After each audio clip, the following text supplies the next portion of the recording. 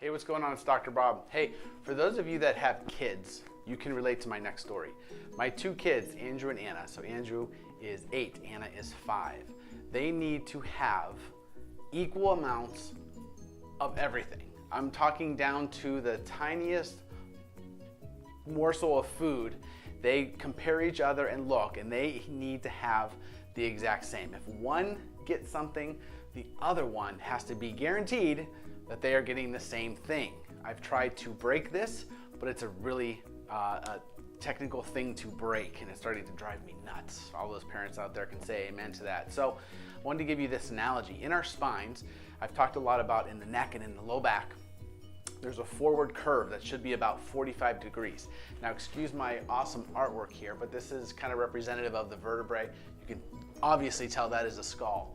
And then you have the curve of each of all the vertebrae participating together equally to create about a 45-degree curve. What happens when we put the stress on our spines and start to cause this problem, we will start to end up with the loss of the cervical lordosis, or basically a text neck. It creates a forward head position and you lose the exact degree. Now, not only this, but sometimes you'll see in the curve where some areas actually have a much larger, they're the normal, they participate in going in towards this 45-degree curve, but then the bottom half or top half actually goes straight. So now you can measure the functional unit and have close to 45 degrees, but you can obviously, that part of it is getting the majority of it. So we can do vectors.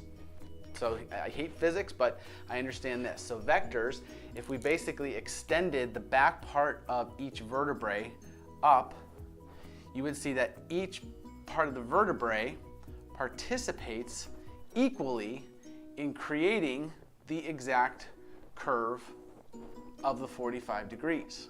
Now, if I did the vectors on a straight curve, you're going to see that they are all basically running into each other because there's no curve.